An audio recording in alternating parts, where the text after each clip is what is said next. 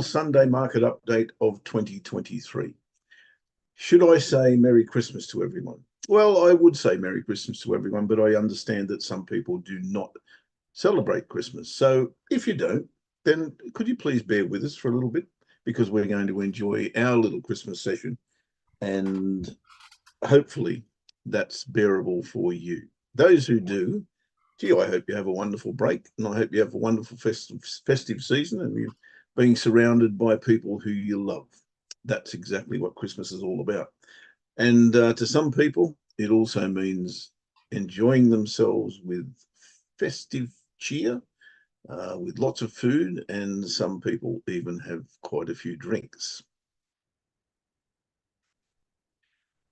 I'm going to I'm going to start the proceedings this evening by saying a wonderful hello to a fellow Australian to whom I've been very, very fortunate to have quite a bit of time with over the last 12 months or so.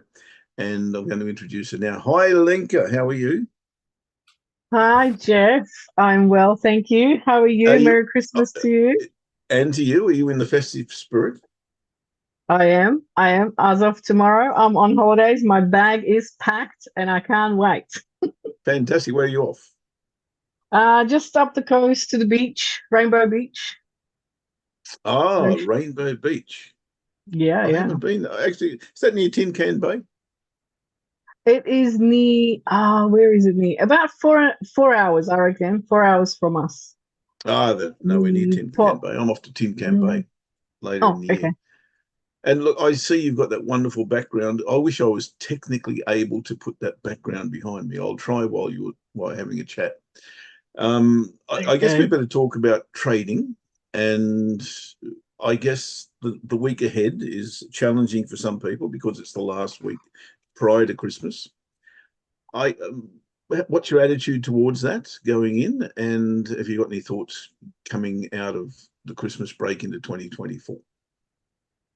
Well, I won't be trading for the next few weeks. I did not trade for probably about a month last year. And when I came back and looked at the charts, I thought that was actually a good idea. It was, yeah, there were not many opportunities, or it was just not great setup. So for me and the way that I was trading last year, it certainly was a good time to have a break. And I'm planning to do the same this year. My break is a little bit shorter, 3 weeks this time. So I will be back beginning of January, and I'll just see what the market looks like then. I think the main thing is just to be patient and wait for good setups. That's probably my Pretty much. So tip. nothing's changed really at the end of the day, has it? Yep, yeah, I guess so. That's basically the BAU of business as usual of trading. So you're not even going to give us a little hint as to what you might be looking at in 2024? I can show you some charts. I've got a couple of things that I'm I knew there'd be something lurking in there. yeah, let's have a look. So my Fantastic. chart, let's see. All right. So what I am looking at, let me just get rid of this. All right, so I can see the screen. So I would be looking at a GBP AUD, looking for short opportunities, if any present. So on my monthly chart, where's my annotating tool? Just bring that up. I am looking at, you know, this sort of range that has been in place for quite some time. And we had a bit of a break above that, and now back underneath here. So what I would be looking at for next year is for price to continue down this way. Let's see. So now if we have a look on the weekly, yeah, just at the moment we're in a range, right? So you can see that price is just going sort of flat, nothing exciting. So I would be looking for some kind of, either further downside with a retest, looking for short opportunities, or potentially depends what it looks like on the daily chart, just trading short off the top there. Looking at the daily chart, this is what I have on the daily chart. So we had that uptrend, which now is basically flat.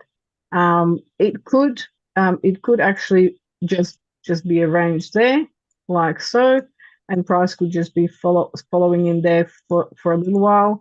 Otherwise, if it continues going in that sort of triangle pattern, then I'm just looking for the downside there with the retest and looking for short opportunities there. So that is one. The other one that I would like to talk about is GBP New Zealand, which is correlated. Also looking for short opportunities. So on the monthly, again, we've been in this sort of range for quite some time. Attempted to go above, but still underneath at the moment. On the weekly, we had price come back into that previous range. It is not quite below that previous high there. So still looking for price to go lower and then come back for the retest and look for short opportunities after that in this sort of a channel if it continues that way, right? So we're waiting for those setups, waiting for the price to see if that eventuates. And if not, no problem, we're not in it, doesn't matter. So again, here looking for short opportunities of just this area here, like so, there. So if we have any price in this area, reverse potentially going short, or just waiting for that break below these previous lows and retest looking for short. So that is that one. And the last one I have, which is my favorite pair, USD CAD. And USD CAD, I'm also looking for short opportunities here. So again, here we've been in that range. I always just look for short opportunities from the tops there, all over the last couple of weeks as well. So looking for short, back in the range, happy with that. So looking at price just to continue in that sort of downward momentum. We do have these lows. So if there is price action that goes up, just being mindful of those areas, partial profits or moving stop losses down.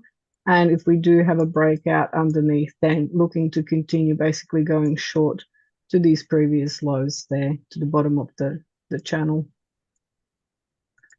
So on the daily chart, this is what I have there. So we had that little bit going up.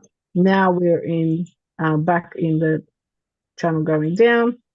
So we have high, low, lower high, lower low, lower high, and we are back to lower low. So we need some kind of pullback and looking for a reversals, false break of that area, retest, and looking for short, something like that would be interesting. That is I guess the top three for me that I'm looking at. Hope that is helpful. Brilliant. I think it's probably a Christmas present or two in there for somebody. I hope your pullback on that dollar CAD doesn't go as far as you just mentioned, because my stop loss or my trading stop loss is just a little bit below that. Oh, okay. All right. Maybe not such a big pullback then. Just a small pullback. Just bring that down a little bit, that'd be great. Thanks very much. One third, one half, or it's okay. There you go. Perfect. Thank you, Lenka. Look, I'm sure we'll catch you. Oh, you're going to Bali, right? Yeah, I'll be in Bali. Yes, I've got my plane tickets booked. I'm flying, so I'll be there live. Okay, well, I apologise for those people who'll be out late at night doing all sorts of things that you don't participate in, but I'm sure you'll bear with us and enjoy the day or the days week anyway. You're there for a couple of weeks, right? Yeah, I'll be there for a while. So yeah, I definitely will be enjoying with you guys, and it'll be lovely to meet so many of you in person Indeed, rather fantastic. than on Zoom. So thank you very much. Merry Cheers, mate. Christmas, everyone. Merry Christmas to you as well. Thanks Christmas. very much Thank for you. 2023 and looking forward very much to sharing some thoughts in 2024. Also looking forward to catching up with our next Santa, who is appropriately dressed. And I believe he celebrated last night. What was the meaning of that? Adam, is it just pre-Christmas celebrations Yeah, or? absolutely pre-Christmas celebrations. Everyone trying to get in their last get together before everybody sort of battens down the hatches for. Because of course we're in the northern hemisphere here, and it gets very cold and wet and miserable in London. So everybody just kind of cuts off communication with the outside world for that week between Christmas and New Year's. And so everyone is catching up. And so yeah, last night I was with sharing with good friends, somebody with a very heavy hand, made sure that my drink was always topped up. And so yes, I definitely rough around the edges today. But so looking forward to being able to just take the week off, soon. Are you expecting a white Christmas or not? It's unusually warm today. It's random. We usually find that February will get the coldest. So no, at this time, not. It would be a surprise if we had one this year. It's feeling very warm. Yeah. Yep. Okay. Unseasonal. I'm not going to go into that because that's got all sorts of dramas around climate change and what we've done to produce it. And oh, please don't mention it. You shouldn't have gone there, Adam. Mate, 2023, interesting year. We've had an interesting week last week with a lot of volatility around a whole stack of announcements, including central banks, etc., etc. How are you standing? What are you looking for short term and 2024? What's it? Yeah, so it's possible that we could be, and this is very premature to say this, I'm aware of this, but we could be entering a sort of a golden era for the markets. We could be, I'm very bullish at the moment, although the media is obviously very pessimistic about everything, and you always get, you'll get a JP Morgan Twitter thing saying they expect the market to crash this year, and then it didn't happen this year, they expect it to happen next year. We've had a really good correction in the markets. They're looking, even the UK, the FTSE is sitting at all-time highs. So I'm quite optimistic with the markets, and I expect us to get some really good trends next year. We've had a good correction. I think there's going to be a lot of technical opportunities if the markets are trending really well. So for me, certainly for Q1, it probably makes more sense to break the year down into quarters, and then have a look at things from that perspective. I think Q1 should provide us with some really good, strong trends. The problem is, of course, when you look at the indices, for example, the Dow or the S&P, they move really quickly. So sometimes they could trend for 2-3 weeks before they have a very small pullback, and then they keep going. And so I think that makes it really tricky to get in on those trends as good as they are. You have to kind of be looking on the 4-hour is where you get your. I suppose if I share my screen, I can kind of support this with stuff, if that's right. Absolutely, mate. Nothing like imagery and proof of point. So yeah, and it's interesting because there's always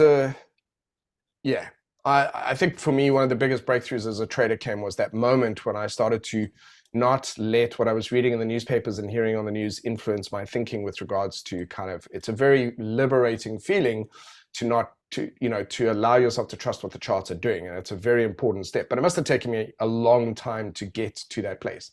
So if we just kind of have a look here at, if we look here at the Dow, for example, you can see that we're generally, trending higher. We look pretty good. We'll have our pullbacks. We're obviously going to have that if we use the moving averages to give us a sense of the distance when price goes away from it. We know that it's a bit overextended and it's due for correction. And also we could get a sense of where the pullbacks will sort of come to. So we've headed away for now. So we're going to need if I just kind of draw a line in that general direction, we know that we're going to probably have to get a pullback somewhere into this area later on. That puts us in around about, if we get it at that point in time. Oh, by the way, I'm going to apologize ahead of time if I sneeze. I don't want anyone to take offense at that. I can feel myself. There's a sneeze coming, and typically it's because I've got sunlight in my eyes.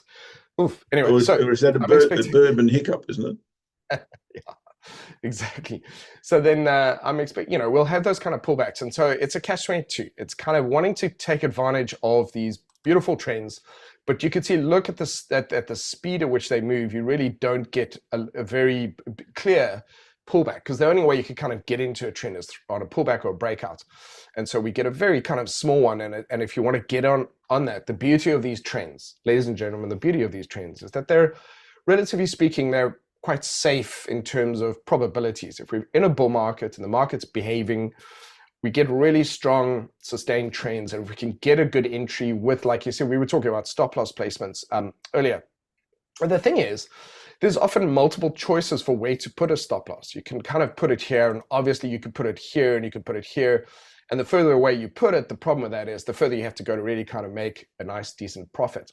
And so your goal, and this is the same for every person, as you progress in your journey as a trader, your goal is almost always to see how close you can bring your stop loss within reason without exposing it unnecessarily to getting stopped out. So there's usually one or two places that are actually acceptable stop loss placements, but it's a really tricky thing. So you were talking about that earlier.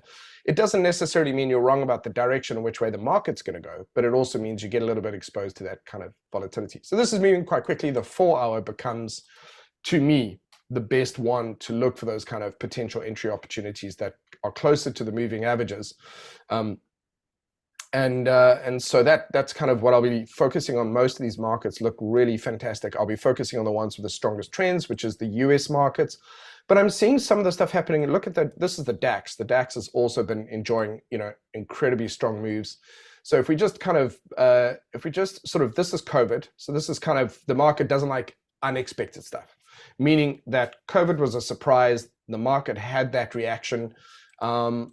This was expected, and the reason why is because we had those interest rates hikes, which then led to, that led to a bit of an exit from institutions, kind of offloading, because a lot of big institutions borrow money, especially COVID money with low interest rates. They can put it into the stock market. They can borrow several hundred million, put it in the market, make good money on it. But as soon as the interest rate increases, they will usually want to take some of that profit, because they're going to have to start paying greater interest on the loan. And then that often creates a bit of an exit, and then that cause and effect, you get a bit of a correction.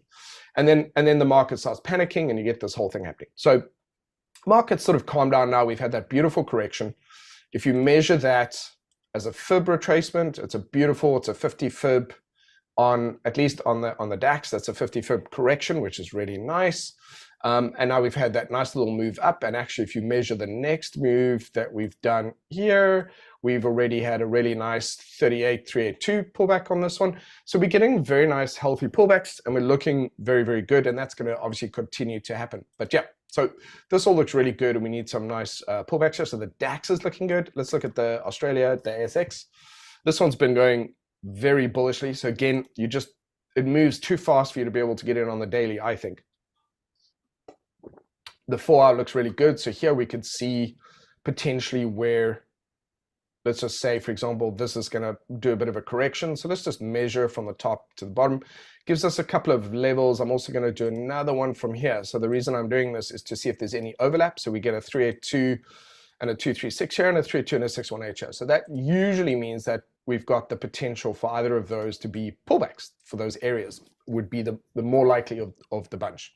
So now if we kind of go and have a look at the 4-hour, we can see where the market is potentially likely to pull back. And so that just kind of gives me a sense of areas to watch out for. So that looks pretty decent, and I think we'll probably get a pullback into the 7,300 area. So that looks fantastic.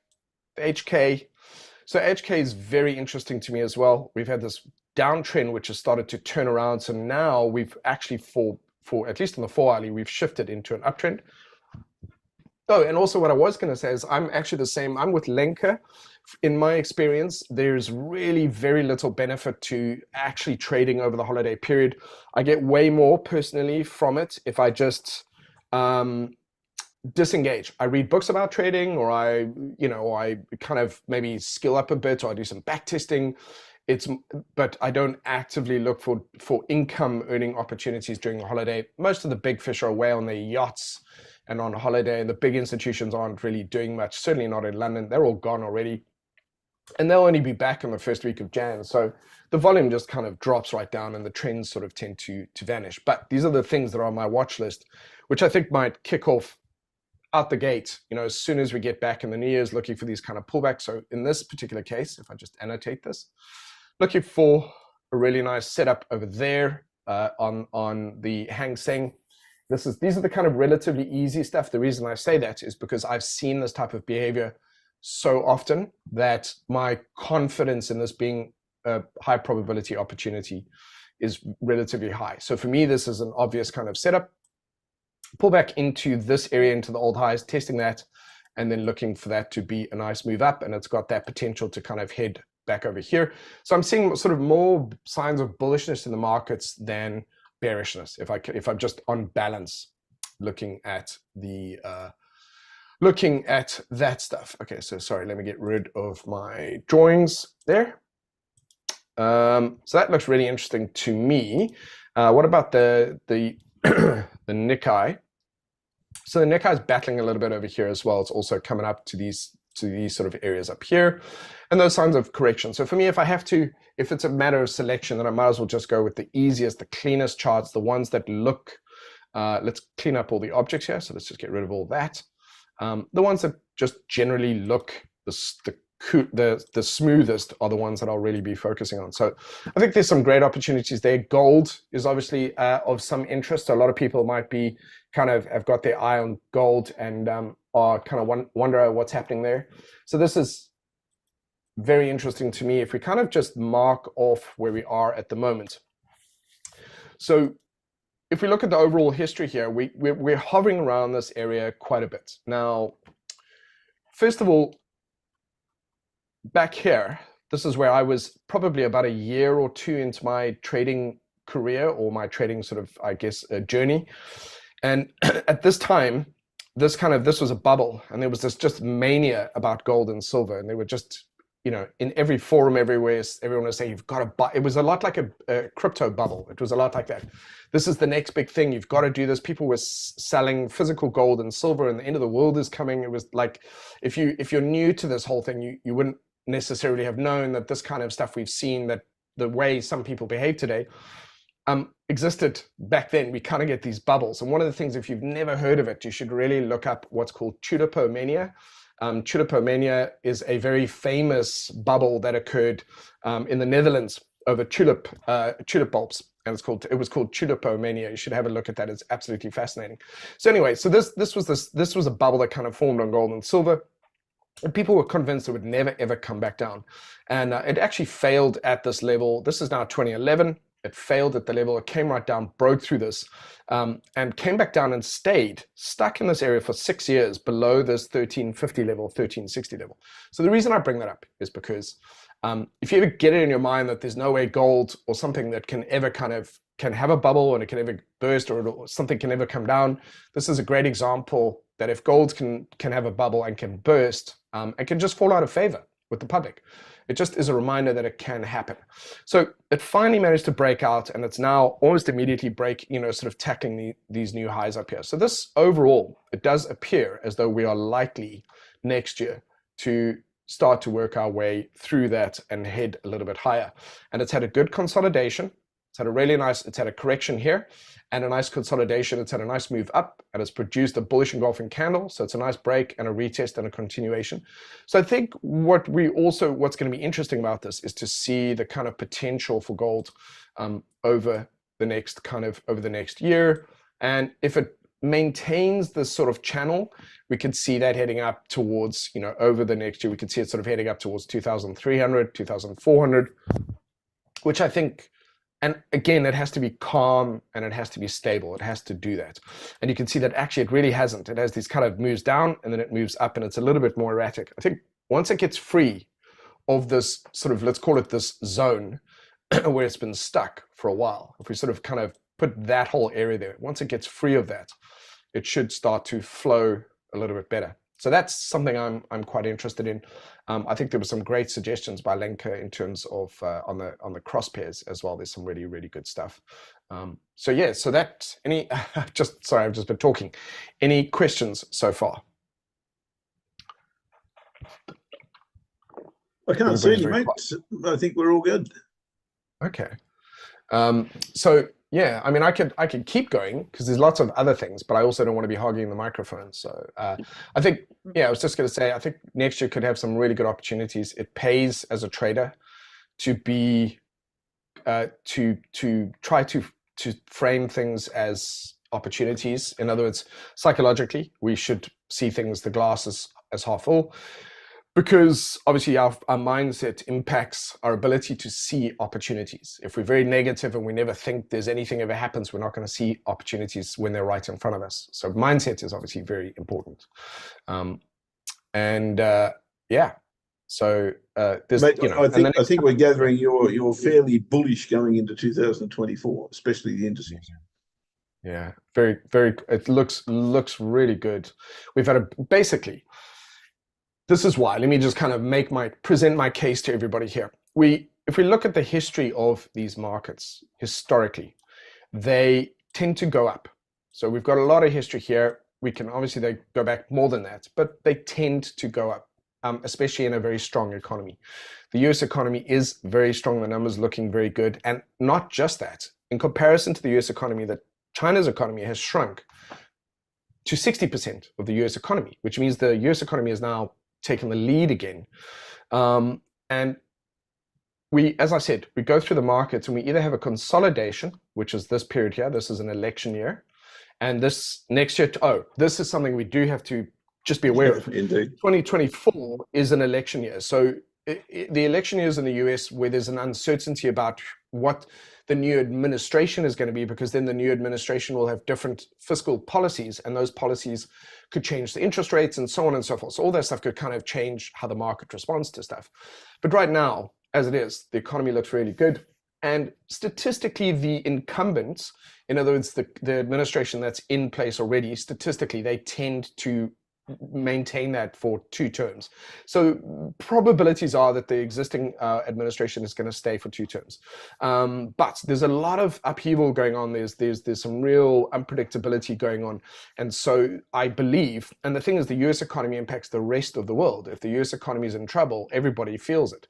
So we have to be aware that in that 2024, possibly the most significant election on the planet is going to take place, and we need to be aware of that uncertainty and that volatility. So my bullishness aside, I think that is the only thing that could potentially really impact that. And all I wanted to say is, if we look at the charts, we can see that we get the markets have to have these corrections. From a monthly perspective, we need to have that retracement before the market can continue. And what we have had over 2022 and 2023 is a correction and a consolidation and a breakout.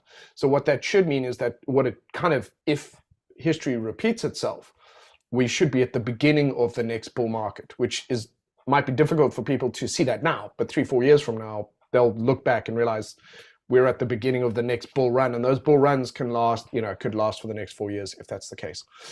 So that's just, if we're just talking about technical patterns that occur in the markets and kind of how they tend to play out. And, that's going back over 100 years or, to 1896 when the Dow index was put together.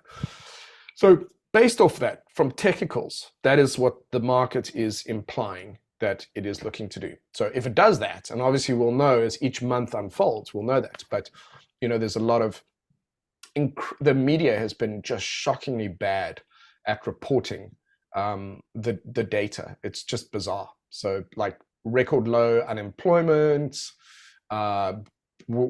infrastructure building, and those contracts going through. There's just been an investment into businesses, into things.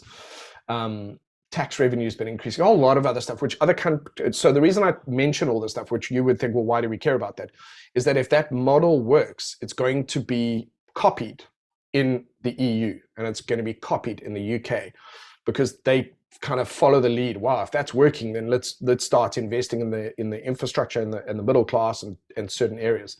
And so it starts to, that's what they'll do. And so that's why I bring it up, because if so far it looks like that is the way it's kind of going to go. But the one last thing I'll say on this is that the world has become obviously polarized in terms of democracy versus autocracy. And this is in pockets in Europe. You could see, like you've got Hungary and you've got Russia, those parts, and then you've got in various parts of the world where you've kind of got that thing. So those are the kind of things that we would love to not have to worry about. We'd love to just not have to stress about these kind of things. But right now, the world has become very polarized, where you kind of need to be thinking about those types of, you need to be aware that that's the stuff that's going on. You just need to be aware of that. So yeah. Now, Mate, Sleepy Joe versus a criminal. How's that going to play it? Yeah, well, I mean, I know the outcome. I know what's going to happen, but I don't know if everybody wants to necessarily hear it. So it's going to be in 3 words. Go on. It's going to stay the same as it is now. So right. Yeah, Trump won't even be. He'll be in jail before the election, which is just that's. I follow a whole lot of lawyers stuff, so I know what's going to happen. He'll be in jail, but. Yeah, and then we could deal with the other problems later. So yeah, it's going to be interesting, but that is going to create some sort of volatility in the markets. But I think once the markets know what's happening, they calm down. It's the surprises that kind of throw them, like Russia invading Ukraine threw everyone, and then the market just like, okay, and then it just kind of moved on from there. Crazy stuff. Mate, I can't wait. Election year in US means wonderful entertainment, if nothing else. Yeah, life imitates art, doesn't it? Wow. Yeah, absolutely. Mate, thank you so much for the insights, and Merry Christmas. I hope. Are you going to Bali? I am going to Bali. It's my first time, and I'm very, very much looking forward to seeing everyone there. And I think I'm the newest sort of person to join the team, and I'm very glad to be a part of it. It's great. There's such a good crew here, and I'm excited about Bali. I've heard great things. I'm looking forward to it. Ain't seen nothing yet, mate. Look forward to catching up there. All right, possibly the hardest worker around trading that I really have had the pleasure to call a friend and an associate. Let me get that right. Associate. And that would be my good friend Lloyd. Let's see what's on Lloyd's agenda going into Christmas. We're going to record it.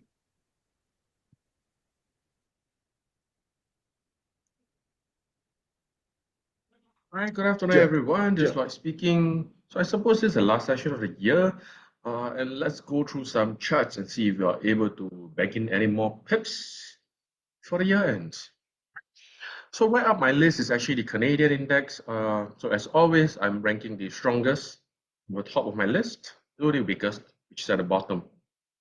Yeah. So for the Canadian index, I'm ranking it quite strongly. There may be a fundamental move in play, but nevertheless, whichever it is, I do expect the price to actually hit about $75. So I do hope that CAD will continue rising, so I can actually bank in more pips. Yeah, it looks to be the strongest out of all. But the same could be said for any of the commodities pair. As you can see that even the Kiwi index, I rank it at a second. Yeah, so you can see price is on a long downward trend. No denial of that, but it seems to be having a stronger pullback at the moment. Looking to see if price will actually be pulling back to this level, then I'll begin to short it again. It still has it does indicate that it has some more strength left. Yeah, the good thing is that even on the weekly chart, we can see that there's an inside bar forming, followed by an engulfing. Usually for any trend movement, I would deem that this is quite a strong indication that price does want to reach higher. Next on my list will actually be the Aussie index. Now, this is a beautiful movement that I would say is almost about 90% the same as the Kiwi index. Yeah, so you can see that price is on a long downward trend, right? It's on downtrend. Again, price broke a very nice horizontal level, pull back, and then forms a engulfing bar. Yeah. So the engulfing bar to me is actually a stronger version of the engulfing body. Looks like it has much more momentum to go up, at least to 68. If it goes up to 70, it'll be all the best, all the better. Yeah. Next on my list, Swiss is I'm not so confident already because you can see that price. Now, I think just several weeks back, do expect this move. Price have a bit of retracement. It seems that it broke through the horizontal level right now. It might be reaching back up to the same level over here. Let me get rid of this window, which is about 116. Yeah, historically it has been at this level and pretty much rejected. That's back in December 14th, quite some time back. Yeah, so I don't expect this bullish momentum to persist for very long. Yeah, as such, I won't be trading the Swiss currency anytime soon. Yeah, it's simply saying that I'm not too clear. I'm actually really more on a bearish sentiment as of now. I mean, technically, it does indicate, it does not show me that where it wants to go very clearly. So as such, I'll be staying out. Now, JXY, which is the dollar, the Japanese yen index. Now, the yen central bank, it has already been forecasted that it will start to strengthen next year. Right. So that's the words of the news article next year. But I mean, price move as and when it wants. Yeah. So the move may actually start earlier, may actually start later. Don't know, don't care. But as it is now, it's at 70. I'm not about to trade yen until it firmly breaks. It has and a retest. Yeah, once a retest is done, so I'll consider that the first high and low, then I'll be much more comfortable trading a yen long. Otherwise, I'll still be a yen bear. I'll just simply be waiting for either an inside bar or a rejection bar, and then I'll still be trading it to about 66. Yeah, but for the time being, it's not very clear to me where it wants to go. I'll be staying out. Yeah, so I'll be staying out the Swiss and the yen. The British index is a bit clearer to me. Not very strong that it wants to indicate go down. Not a strong indication, but there are some signs saying that it does want to go down. So I'll be slowly building in my pound short as of now. Now this is a very nice horizontal level. You can see that price actually does have some rejection in the past. So I'll be looking for any short opportunity only for our time frame. The same could be said for the Euro index, except that the Euro index is much more clearer. At the 110, you can see that this again proves to be a very strong horizontal level in the past. Price, it did break once and then got whacked back down. So now it actually retested twice in 3 weeks' time. Yeah, so in a matter of 3 weeks, it actually tested twice. Can't seem to break this level. So I'll be building my Euro shorts. Last on my list is dollar index. I think this everybody can see it coming. Yeah, so ever since the Fed forecasted that it will start to reduce its rates, everybody has been short dollar. Yeah, so I does suspect that the dollar index will be the hot currency for shorting for quite some time to go. So in short, any of the commodity pairs, I'll be doing a short against the dollar and start to build my position for any of the commodity index, commodity pairs for short with euro. Sorry, long with euro. Yeah. So long the commodities, short the euro and dollar. That's a summary of it. So as such, dollar capped. Let's see where it is. I'm now on the 4-hour time frame for dollar CAD. You can see that price has dropped quite dramatically.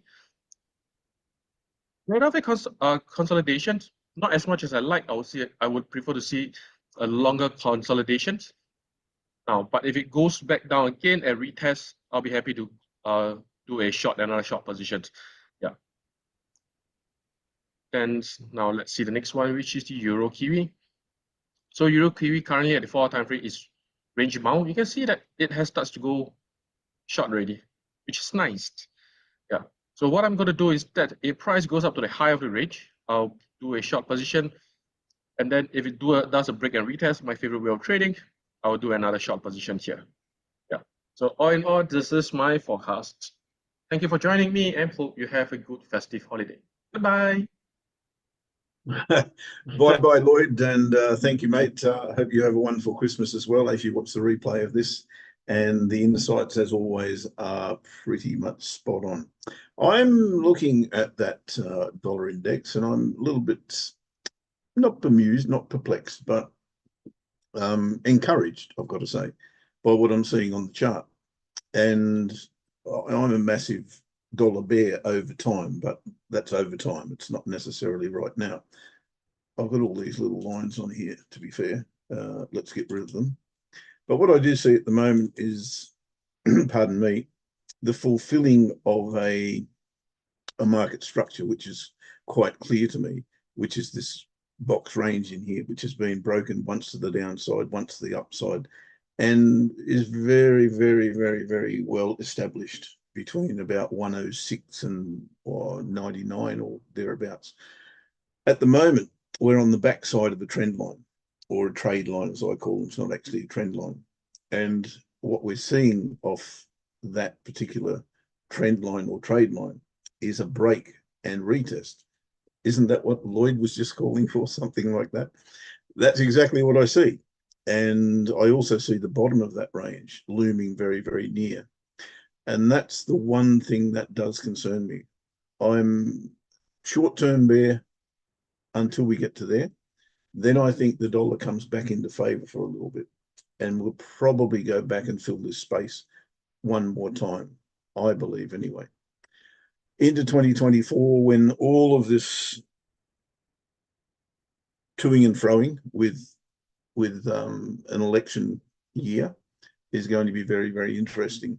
The Fed, of course, has played their part, and they said that they're going to consider, I think was the word. I'm just choosing my words carefully here, but it's on the agenda that they're going to cut interest rates into 2024. Maybe not in the first quarter, but thereafter. So I think short term, I've got to be looking for a dollar rally off the bottom of this range once we get back to the 100 mark. I think I'm looking for a short-term rally, maybe back to fill in that space. But I can't be long the dollar right now, given what the Fed has said. And I think if you're selling rallies off the dollar right now, you're probably in the right space. So the retest of that trade line, as I call them, is probably quite pertinent. And if you're not in dollar shorts already, then I think you've got a little bit of room to maneuver that in the next couple of weeks. Maybe not even that long, but that's exactly where I lie. That brings me to, and I'm only going to share these three charts. The other one is, or the second one is oil. And this is, once again, very, very interesting. And when you're talking dollar, you're talking all things that trade against the dollar. This one, of course, is one of them. And I'm going to go to gold in a minute and talk about what Adam has said about gold as well. I see oil very, very close to a very strong support level around about the $68 mark. It's been strong resistance here. It's been support here. It's been support here once again, support here again. I can't see why that wouldn't be the case on this umpteenth occasion that we've hit that level. I've already got a reversal bar there on the weekly chart. I don't know that I'm going to trust that per se, but maybe I will. It depends on what happens in open on Monday morning. The daily chart is telling me that we have not a reversal right now. I don't have a bullish engulfing bar. I don't have a double bottom in this vicinity. I've certainly got double bottom sitting over here. So I think there's probably one more push to the downside for oil, and maybe it takes out this level. But as soon as it comes back into here, I'll be looking for a higher low to trade oil long against the dollar. But that's not right now. As I said, the reversal bar on the weekly chart is interesting, but I don't think it's compelling enough for me to trade it. I want to see one more push to the downside, then, as I say, that higher low, and maybe fill in that space at the very least, and maybe head back towards these highs. We will see. That's oil. Now, I'm going to talk about gold. Now, I've been a gold bear for, well, I don't know how long, but it seems to be the longest time. And it's on the back of this double top that I saw, and Adam spoke about this level, and it's very, very interesting because, and it's also that 2000 round figure number that everybody's talking about. And we've heard talks of, gold experts taking us to 10,000. We've heard gold pessimists taking it to 1,000, and there are many, many thoughts in between. I think the common theme around gold is that once it actually takes traction above 2,000, it will probably go and go and go for a period of time. Yet here we are again, trying to get through that level. What happens next? Well, crystal ball time right now, to be honest. But if I if I'm talking about gold versus the dollar, and my thesis on the dollar is short-term bearish, short-term bullish, long-term bearish, then I'm probably thinking there's one more downside in gold as well. I'm not sure where that takes us, to be fair. If it takes us back to maybe that level, which is not so far away, it's only 1976, then we can probably look for buys at that point. We can probably look for buys around about 1800 if it gets down that far. I had this longer term thesis that there were three interesting plays with gold. One being when it came off the top the first time, it went that far. When it came off the top the second time, it went pretty much exactly the same amount.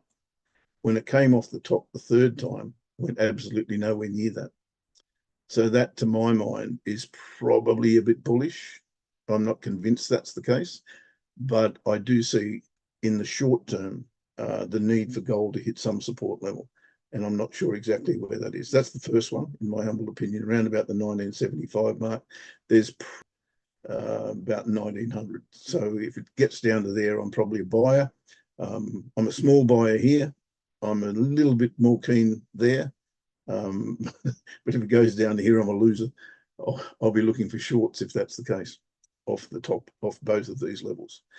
So I think it's really, really interesting. And going into 2024, the dollar is going to be the thing that I look at most of all, because it really centers around that. Most of it does. And as I say, longer term, I'm an absolute bear the dollar, but short term, I think it's probably got a little bit of life left. That's my 2 cents worth anyway, guys, going into 2024 and the Christmas break. Don't forget, of course, there is a very, very strong, having said what I've just said about gold, there's a very, very strong seasonal bias in gold this particular week, 2 weeks, 3 weeks coming up as well. So very, very interesting, that particular. Can I add of course. something to that?